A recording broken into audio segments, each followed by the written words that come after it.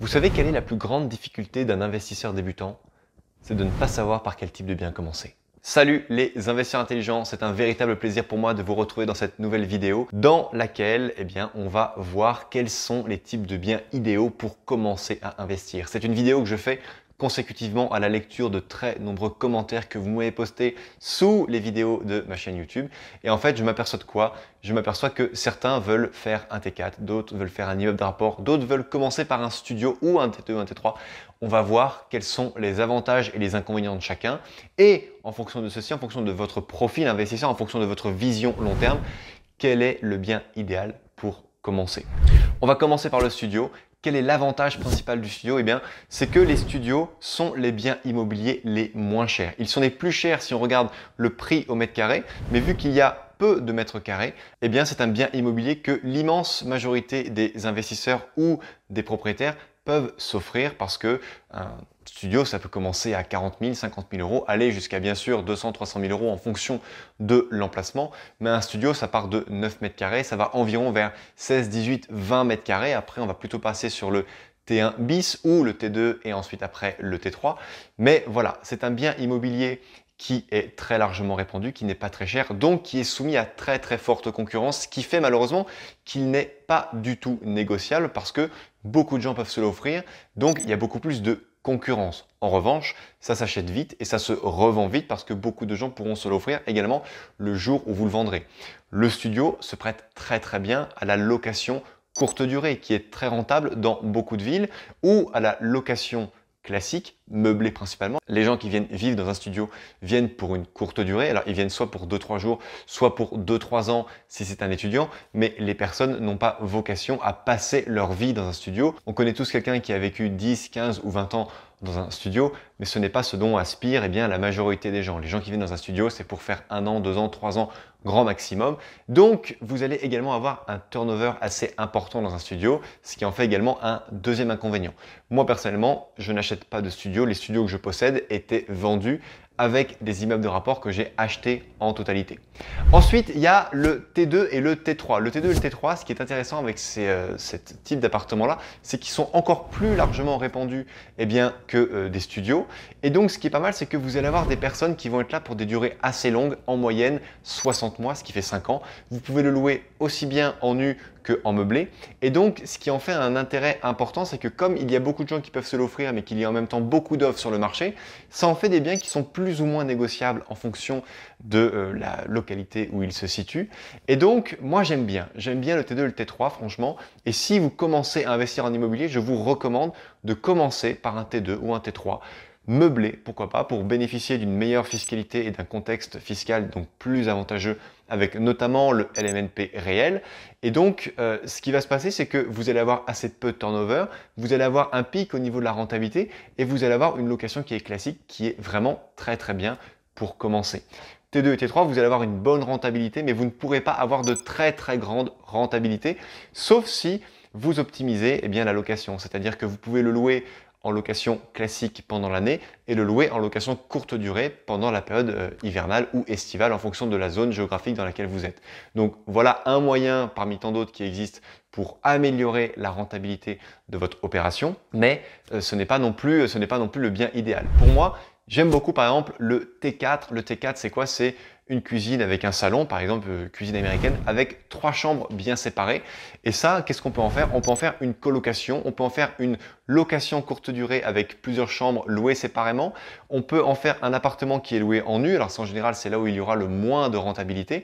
Mais si vous faites une colocation de jeunes actifs ou une colocation étudiante ou bref, une sorte de multilocation dans votre T4, alors vous allez avoir une bien meilleure rentabilité. Pourquoi? Tout simplement parce que plus les surfaces sont grandes, plus les prix au mètre carré vont diminuer, à l'inverse du studio où les prix au mètre carré augmentent avec la surface qui diminue. C'est pour ça que moi, je trouve que le T4 n'est peut-être pas le bien immobilier idéal pour un premier investissement, mais ça peut être très très bien pour une première acquisition, une deuxième ou une troisième acquisition. Après, les inconvénients du T4, c'est que c'est un petit peu plus cher, tout le monde ne peut pas se l'offrir. Il faut arriver à prouver la rentabilité auprès de son banquier avec des locations en colocation. Donc, avec une bonne méthode, ça se fait assez facilement, mais il faut quand même connaître cette fameuse méthode. Et puis, ce sont des biens qui, si vous voulez les revendre, ils ne vont pas se vendre en claquant des doigts comme un studio ou un T2, parce que ce sont des biens qui sont forcément plus chers, donc il y a un petit peu moins de monde qui peuvent se les offrir.